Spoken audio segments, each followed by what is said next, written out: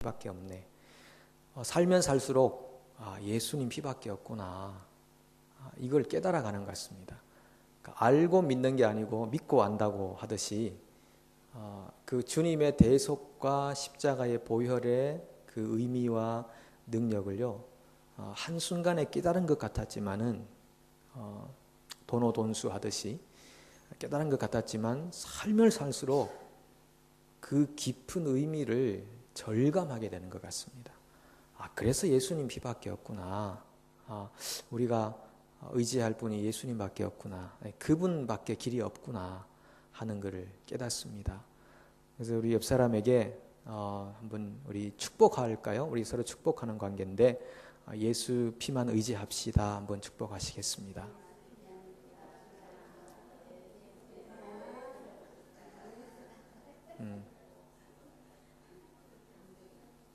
네.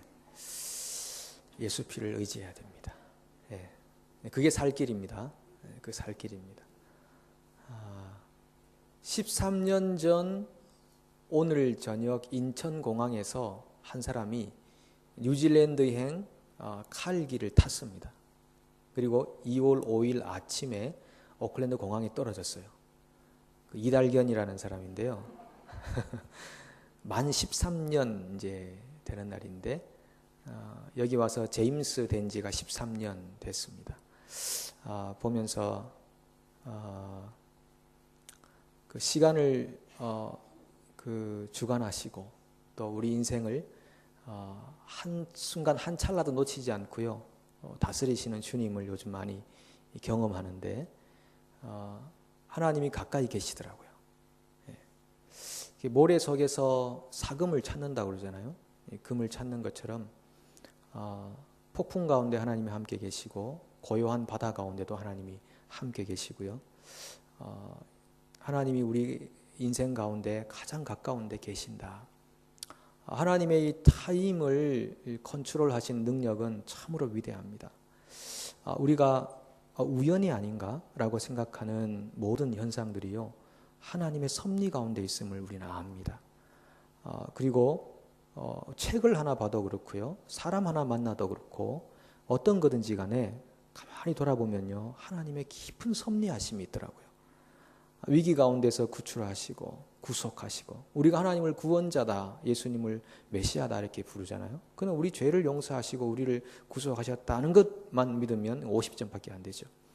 우리의 삶의 모든 순간들마다 구원자가 되시고 우리로 하여금 가까이 숨어 계신 하나님을 경외하게 하시고 만나게 하시고 정말 하나님이 정말 이것을 읽게 하셨나요? 하나님이 저것을 보게 하셨나요? 하나님 저 사람을 만나게 하셨나요? 이런 고백들이 절로 나오는 거죠. 이런 깨달음과 가까이 계시는 주님과의 만남이 저와 여러분 삶 가운데 풍성하기를 축복합니다. 그것이 우리가 이 땅에서 얻을 수 있는 복입니다. 그때 이 땅을 그렇게 살아가는 사람들이 결국은 영원으로 이어지는 것입니다. 그렇게 하지 않으면 영원으로 어떻게 가겠습니까? 이 땅에서 영혼을 경험하지 못하고 이 땅에서 영혼의 주체가 되시는 주님을 만나지 못하고 우리 영혼이 그 주님 앞에 감동하지 못하고 어떻게 우리가 영혼으로 갈 수 있다고 장담할 수 있겠습니까? 영혼과 이 세상은 이어져 있는 것입니다. 동떨어진 것이 아닙니다. 이 세상에서 영혼을 경험하십시오. 그 주체자이신 하나님을 만나십시오. 그러면요 자녀 교육 특별히 필요 없고 다른 사람 특별히 그거 할 필요 없습니다. 이렇게 조바심 낼 필요 없습니다. 하나님 만나면 되는 거죠. 하나님 만나면 되는 겁니다. 더 이상 말이 필요 없는 것입니다.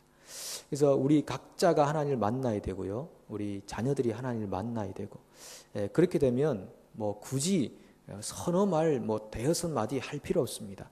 예수 잘 믿어라. 네가 만난 하나님하고 동행해라. 그 하나님의 주시는 비전을 따라 인생을 살아라. 그 한마디로 말이 필요 없는 것이죠. 오늘 이 느헤미야 강의 이제 마지막 그 13장을 함께 보려고 하는데요. 느헤미야가 성벽을 봉헌한 다음에 이스라엘의 개혁을 시도합니다.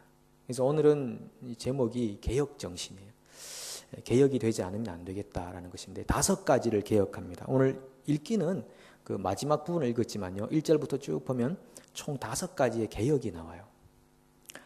저는 이 개혁을 오늘 우리 삶 속에 적용해야겠다 생각하는데, 어떤 개혁이냐면요, 이방인을 분리시킨, 처음에는. 그 다음에 도비야라고 하는 사람을 방출해버려요. 그 다음에는 레위인의 지위를 회복시켜줘. 그 다음에 안식일을 정결케 하고요, 혼혈을 금지시켜버리는 거예요. 이런 놀라운 개혁들이 그 당시 이스라엘의 상태를 우리는 알 수 있습니다. 이런 것들을 해야 하는 상태로 지금 처절하게 지금 이렇게 디프레스되어 있는 이스라엘을 보는데, 뭐 이 시대에 크리스찬들의 삶 가운데 너무나 많이 적용될 수 있는 부분들입니다. 한 가지씩 짧게 한번 우리가 교훈들을 보고자 하는데, 암몬과 모압 사람들을 이스라엘 무리에서 분리하라 이렇게 말하는 것입니다. 왜냐하면은 이 암몬과 모압 사람들이 지금 이스라엘 총회와 더불어 살고 있는데, 출애굽할 당시에 암몬과 모압 사람들이 이스라엘을 괴롭혔습니다.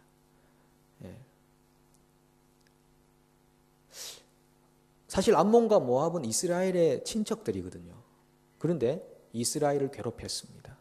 그 땅을 지나가지 못하게 막았고, 그리고 발람이라는 선자를 불러서 저주하게 했고, 하나님의 백성을 저주하고 있는 이 족속을 하나님이 굉장히 뒤끝이 있으셔가지고, 너희가 이스라엘을 그렇게 대했냐? 그래, 저주했어? 좋다. 너희는 앞으로 영원히 이스라엘 총회에 못 들어와 라고 하나님이 못을 박아버렸어요. 끔찍한 하나님의 선언이시죠. 그런데 지금 느헤미야가 지금 이스라엘을 회복하고 살고 있는 이 시점에 보니까 암몬과 모압 사람이 여호와의 총회에 들어와 있거든요. 깜짝 놀랄 일이죠. 느헤미야가 깜짝 놀라가지고, 야, 그 섞여서 사는 무리를 분리시켜라 이렇게 말합니다. 섞여 사는 무리라는 표현이 성경에 몇 군데 나옵니다. 순수하게 하나님의 백성으로 살아가고 있는 그 백성의 무리 가운데 섞여 사는 무리가 있는데, 그 섞여 사는 무리가 계속해서 하나님의 말씀과 정반대되는 상황들을 연출해내는 것입니다. 특별히 민수기의 말씀 보시면은 11장 4절에 보시면은 그들 중에 섞여 사는 다른 인종들이 탐욕을 품음에 이스라엘 자손도 다시 울며 이르되 누가 우리에게 고기를 주어 먹게 하랴 이렇게 말합니다. 이스라엘 자손이 그런 게 아니에요. 이스라엘 자손이 그런 게 아니고, 누가 우리에게 고기를 주어 먹게 하랴, 이거는 다 섞여 사는 다른 인종들이 그랬다고 하는 것입니다. 이 섞여 사는 인종들이 어디서 왔는가? 출애굽할 때 순수한 히브리 민족들만 나온 게 아닙니다. 나올 때 이 사실 다른 성경에 보면은 허다한 잡족들이 나왔다 그랬어요. 이게 잡족이란 말은 별로 안 좋은 것 같은데, 그 인종들이 이상한 인종들, 뭐 그 당시에 유대인의 입장에서 볼 때는 이상한 인종들이 함께 유대인과 더불어, 유대인이라고 아직 부르기는 힘들지만은 그 히브루라고 불리던 그 노예 계층, 그 아브라함의 후손이라고 불리던 계층과 더불어서 출애굽해서 나왔거든요. 나와가지고 광야에 40년을 사는 동안 그들이 얼마나 많은 악영향을 끼쳤는지 모릅니다. 그 사람들이 계속 선동질을 하는 것이죠. 이스라엘로 하여금 불평하게 하고 우울하게 만들고 디프레스되게 만들고, 그리고 두려워 떨게 만들고, 우리는 할 수 없다라는 패배의식을 계속적으로, 메뚜기 의식을 계속적으로 심어주는 겁니다. 안 된다, 큰일 난다, 무너진다, 망한다, 끝장난다, 절대 할 수 없다, 이런 두려움을 사람들 속에 계속 심어주는 일을 누가 했느냐? 섞여 사는 민족이 했다는 것입니다. 지금도 이스라엘 총회 안에 암몬과 모압 사람들이 있는데, 이 사람들이 바로 섞여 사는 인종들이었고, 이 사람들은 하나님을 알지 못하는 사람들이니까, 하나님 말씀에 이미 여호와의 총회에 들어오지 못한다라고 선언을 받은 민족이니까 이스라엘 내에 살면 안 되는 겁니다.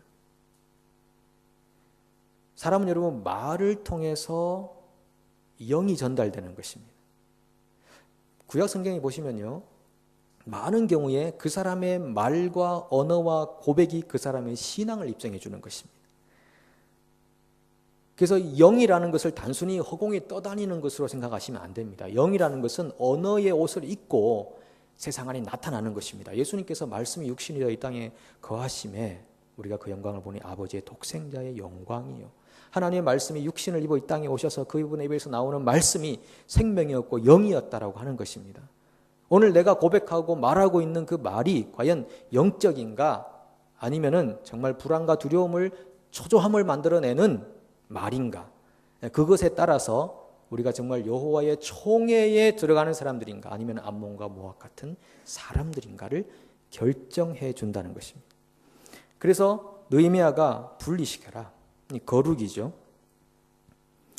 여러분 그 여호수아 시대에 그 여호수아와 그 백성들을 속여서 들어왔던 기브온 족속 잘 아시잖아요. 저는 이 기브온 족속의 스토리를 볼 때마다 이거는 성경의 핵심이다라고 생각합니다. 이건 십자가 사건까지 다 이어지는 것이고요. 정말 이 정복 시대에 일어났던 이 일들이요. 그 이전의 사건과 그 이후의 사건을 나눠주고 그리고 이것을 총체적으로 하나의 필름처럼 보여주는 일들이 정복 시대의 사건 속에 많이 들어있는데 그 중에 하나가요. 이 기브온 족속이 이스라엘 내로 들어오는 이 사건이죠. 근데 그 기브온 족속이 속이고 들어와 가지고 결국은 여호수아가 눈앞에 보이는 양식 그거 덥석 잡아서 하나님 이 족속을 받아들일까요? 묻지도 않고 덥석 잡아버려 가지고 약속을 해버리잖아요. 그래서 결국은 들어와서 이제 나무 패고 물 깃는 그런 일을 하게 되는데 이 사람들이 나중에요 두 종류로 나눠지는 것 같아요. 우리 지난번 에스라서 할 때 보셨죠. 느디님 사람들이라고 이렇게 되어 있는데 이 사람들이 나무 패고 물 깃는 족속으로 살다가 하나님의 은혜가 이슬처럼 들어오니까 노래하는 자들과 느디님 사람들이라고 할 때 그런 헌신된 족속이 되기도 했어요. 일부는. 그런데 많은 경우에 이 사람들이 이스라엘 내에 살면서 바알 신앙을 퍼뜨렸습니다. 이스라엘 내에.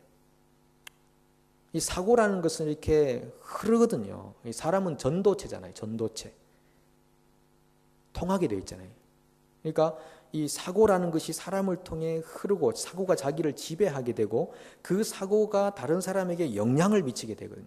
그래서 우리가 기도할 때 우리 아이들이 좋은 친구 만나게 도와주십시오. 이렇게 기도하잖아요. 좋은 친구 만나야 되거든요. 그리고 자기도 좋은 친구가 돼야 되고. 이 전도체니까. 근데 이 기브온 족속들이 이스라엘 공동체 내에 살면서 악영향 바알 신앙을 퍼뜨립니다. 이 바알 신앙은 다른 게 아니고 현실에 만족하는 신앙입니다. 그러니까 농사가 잘 되면 그만이다 이거죠. 내가 살 것 충분하게 있으면 그만이다 이겁니다. 이 신앙에는 뭐가 없는가 하면요. without faith, 믿음이라는 것이 없습니다. 일단은 내가 현실적으로 잘 갖춰져 있으면 더 이상의 제사도 더 이상의 구함도 애절함도 간절함도 없어져 버리는 것이 바알 신앙이라고 하는 것입니다. 저는 이 바알 신앙이 현대를 가리킨다고 보는 것입니다. 특별히 뉴질랜드는 얼마나 정말 살기 좋은 나라입니까? 부족한 게 없어요.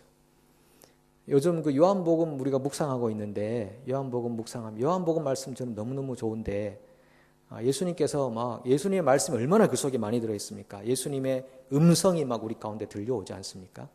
예수님께서 단도직입적으로 선언하시거든요. 근데 예수님의 말씀 속에 보면은 믿음이 무엇인가를 잘 보여주는 것입니다. 요즘은 믿음 없이도 살 수 있습니다. 특별히 그리스도인들도요.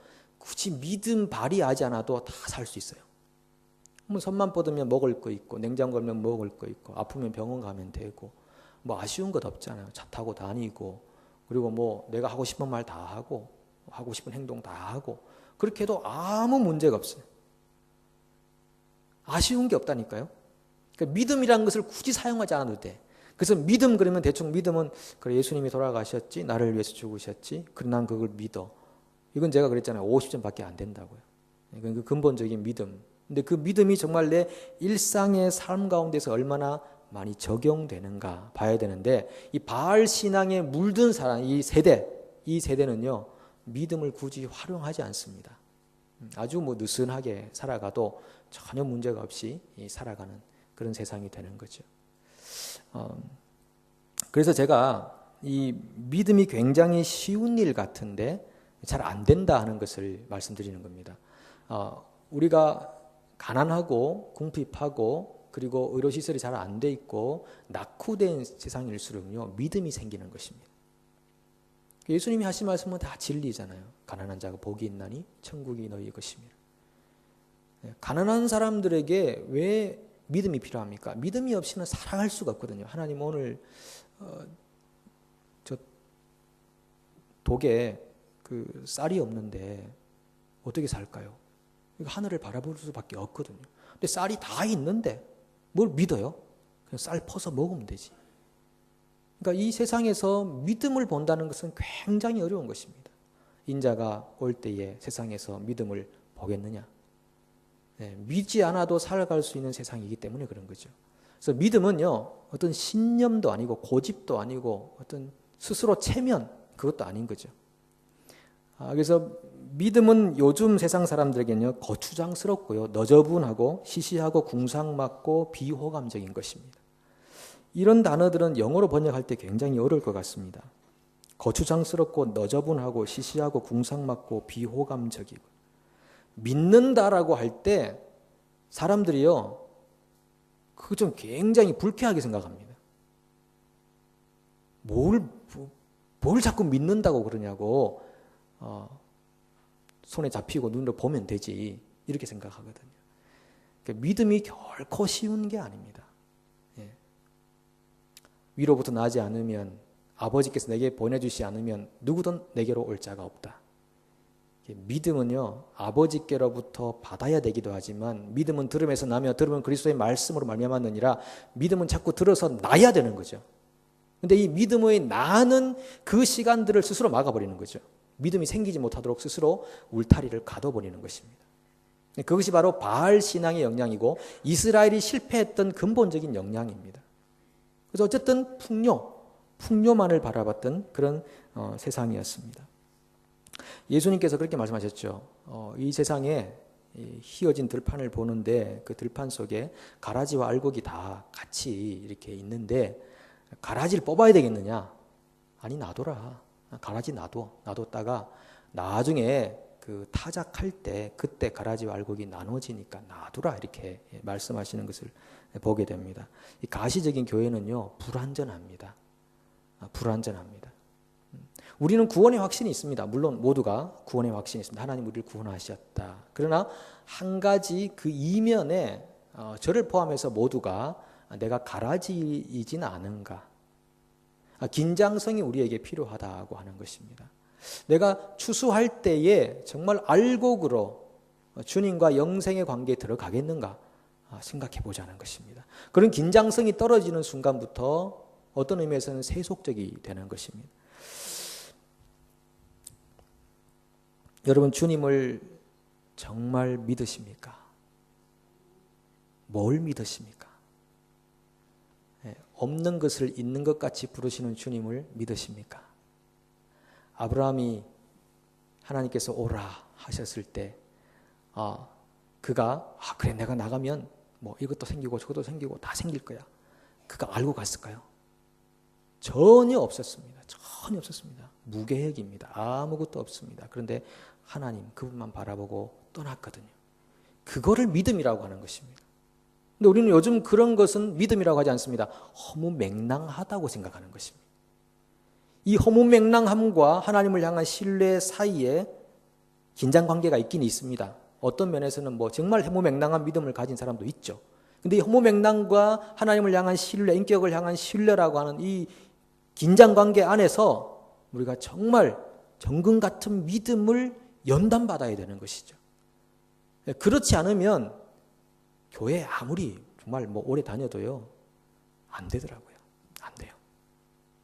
저는 요즘 제 개인적인 제 삶을 보면서도 그렇고, 우리 또 우리 신앙생활 함께 하는 우리 성도들 보면서도 그렇고, 가장 저를 많이 보면서 믿음이 과연 뭔가, 하나님의 사람이 된다는 것이 과연 뭔가, 우리가 말씀으로 훈련을 받고 양육을 받는다는 것이 과연 뭔가, 어디까지 가야 되는 건가, 정말 어떻게 해야 되는 건가, 어떻게 해야 정말 하나님의 실체를 알고 그분의 제자로 살아갈 수 있는가, 예수 그리스도와 동행하며 살아갈 수 있는가.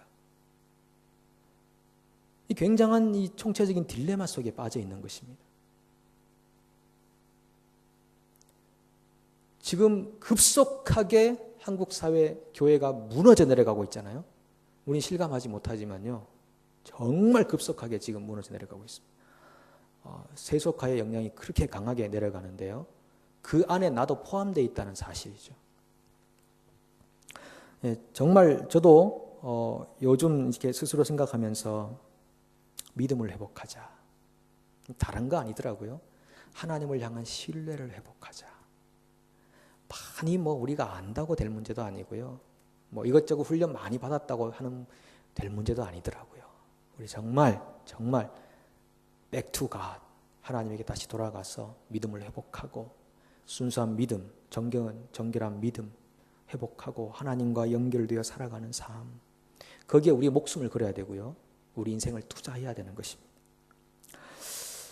예, 첫 번째 개혁을 굉장히 많은 시간 하려 했는데 우리 두 번째부터는 짧게 한번 보겠습니다. 두 번째 개혁은요, 도비야를 내보냈어요.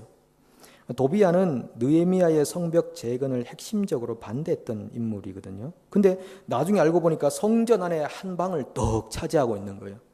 엘리야십 제사장이 아니 어떻게 커넥션이 있었나 봐. 기브 앤 테이크가 있었나 같아요.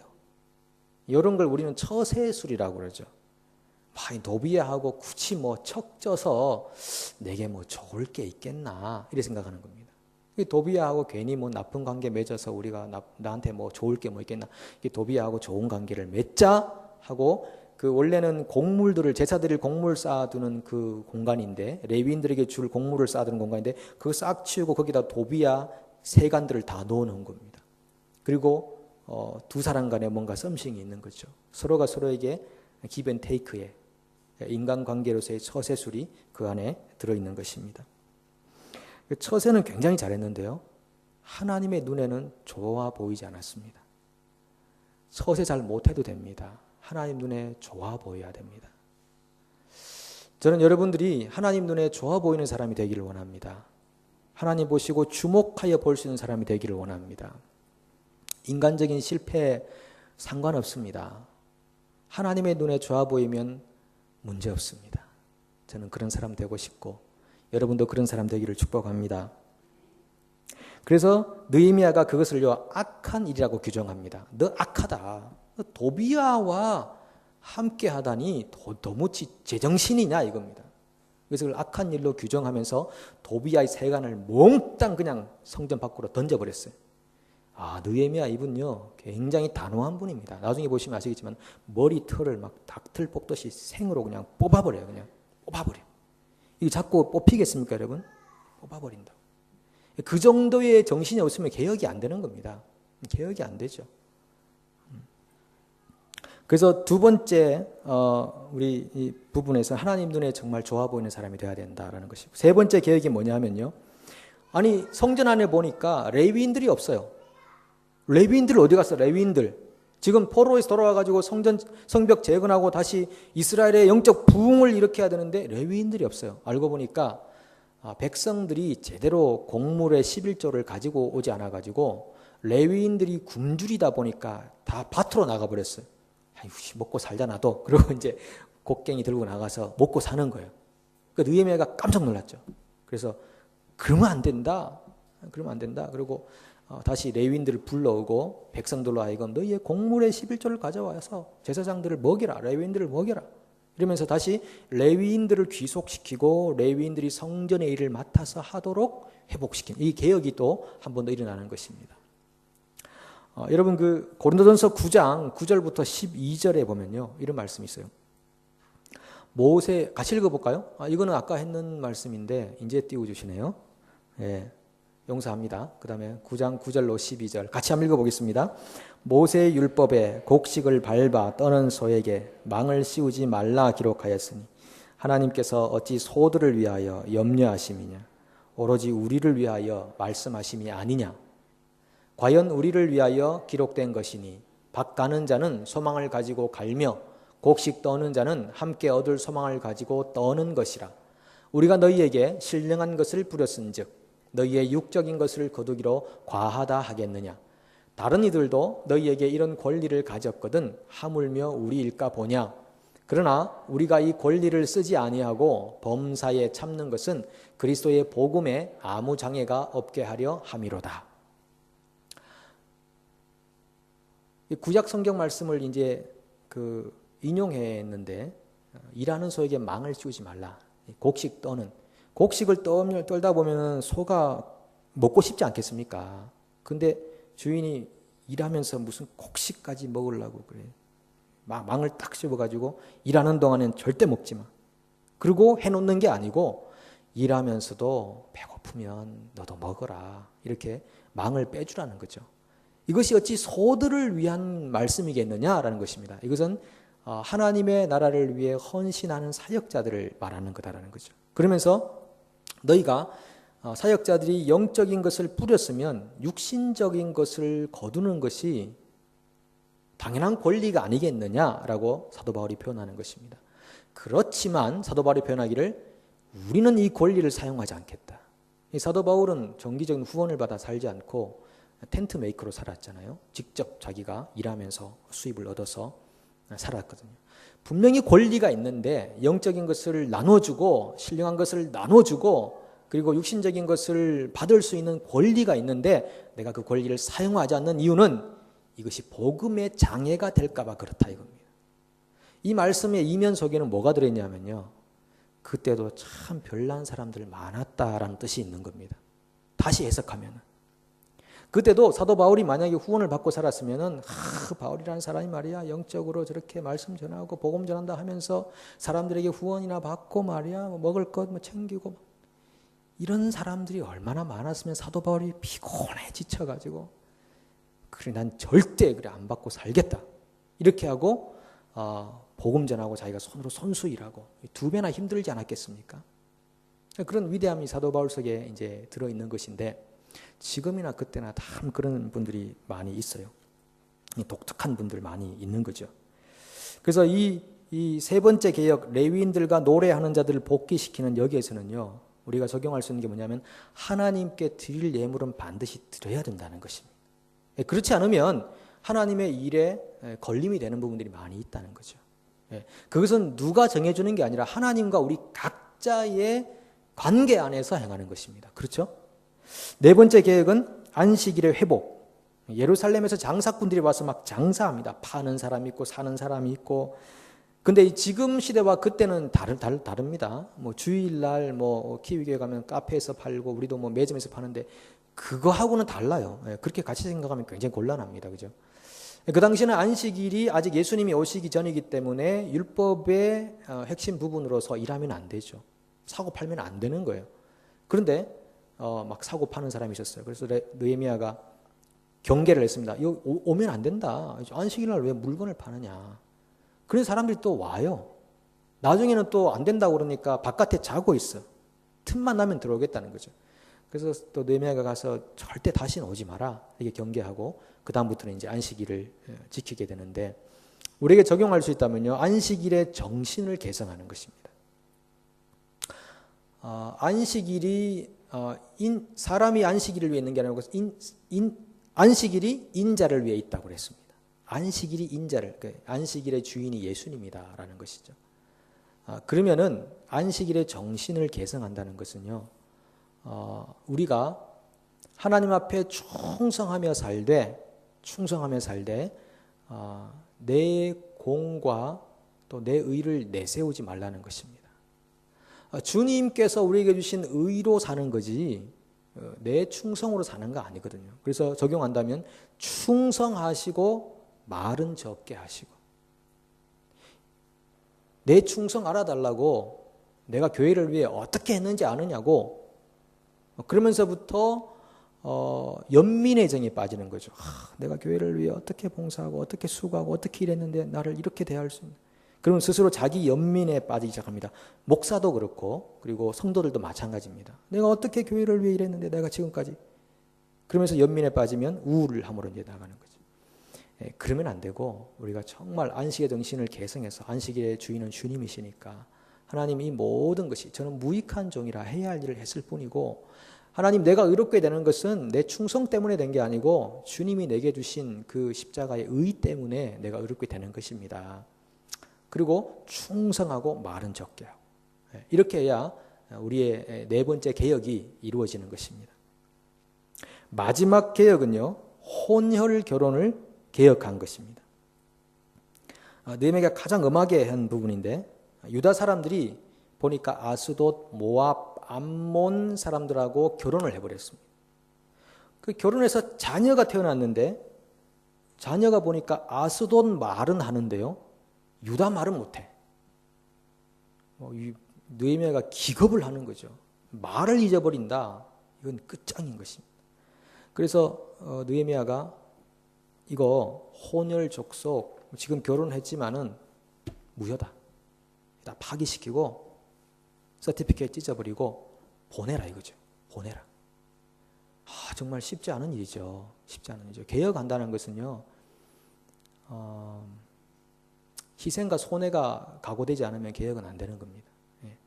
그래서 다 이제 보내는 일을 하는데, 느헤미야가 얼마나 속이 상했으면은 그 중에 몇 사람은 아까 말씀드린 대로 머리털을 뽑아버렸다라고 하는 것입니다.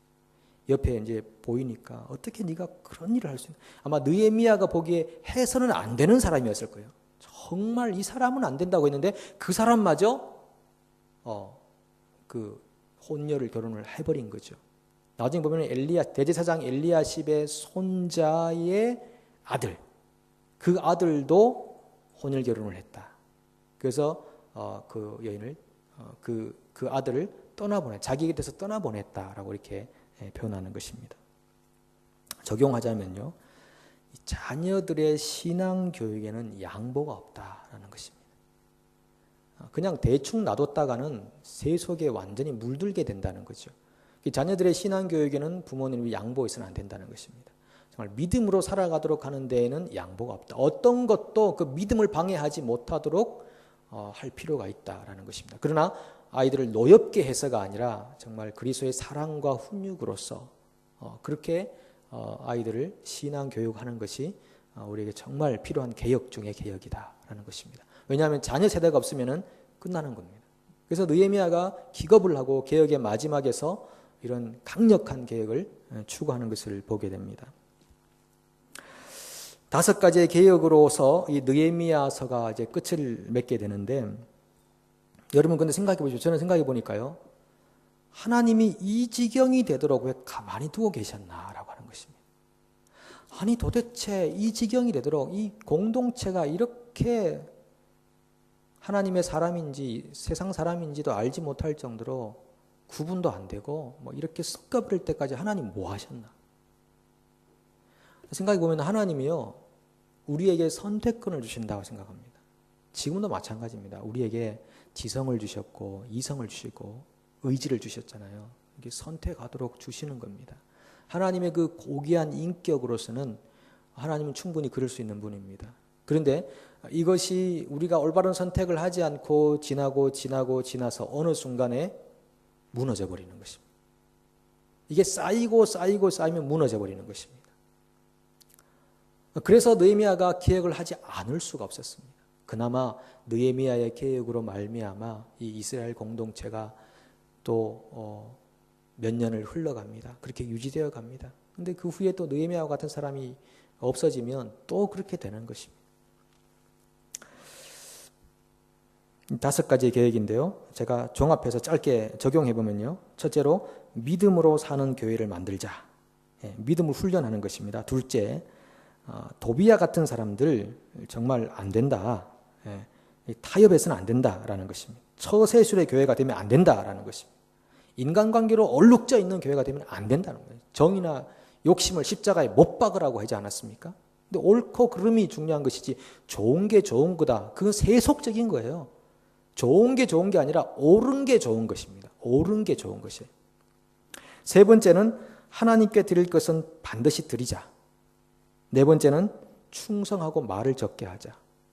5번째, 자녀들의 신앙 교육에 양보하지 말자. 이 5가지가 오늘날 우리들에게도 개혁해야 될 중요한 내용입니다. 그런데 우리가 교회는 이래야 돼, 교회는 저래야 돼, 말 많이 하잖아요.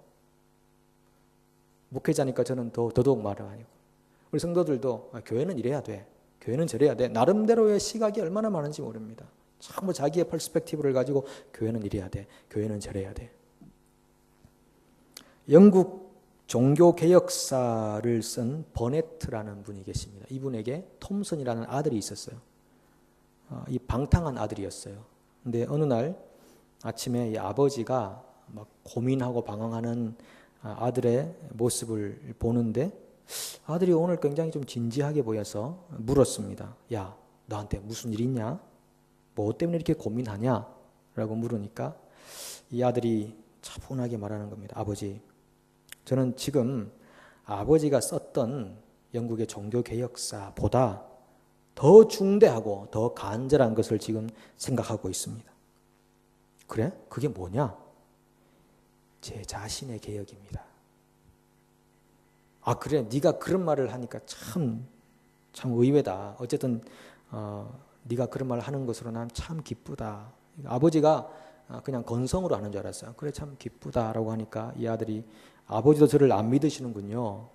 그러나 누가 뭐라고 해도 또 웃음거리가 되어도 상관하지 않겠습니다. 또 남에게도 의지하지 않겠습니다. 어차피 자신의 개혁은 자신밖에 할 수 없으니까요. 그래서 이 톰슨이라는 사람이요, 자신을 개혁시켜가지고 나중에 민사재판의 소장이 되어서 세인의 존경을 받는 그런 하나님의 사람이 되었다는 일화가 있습니다. 자기를 개혁시키는 거죠. 이것은 우리 모두 각자에게 적용했으면 좋겠습니다. 그래서 현실의 풍요에 만족하지 말고요, 하나님의 풍성을 얻으십시오. 풍요보다 풍성이 중요한 것입니다.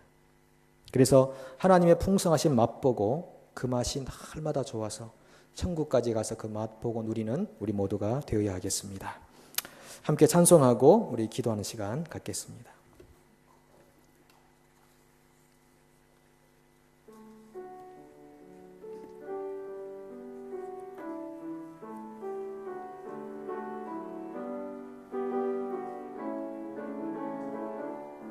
하나님, 나를 새롭게 해주십시오.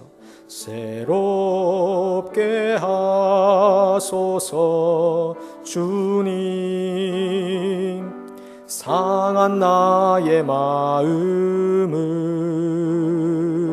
새롭게 하소서 주님, 주님 마음 주소서.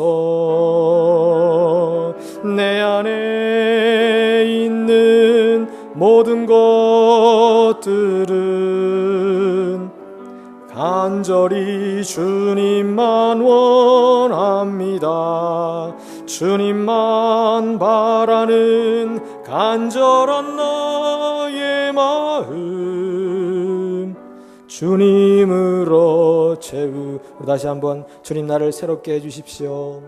새롭게 하소서 주님, 상한 나의 마음을 새롭게 하소서 주님, 주님 마음 주소서. 내 안에 있는 모든 것들은 간절히 주님만 원합니다. 주님만 바라는 간절한 나의 마음 주님으로 채우. 내 안에 있는 모든 것들이, 내 안에 있는 모든 것들은 간절히 주님만 원합니다. 주님만 바라는 간절한 나의 마음 주님으로 채우소서.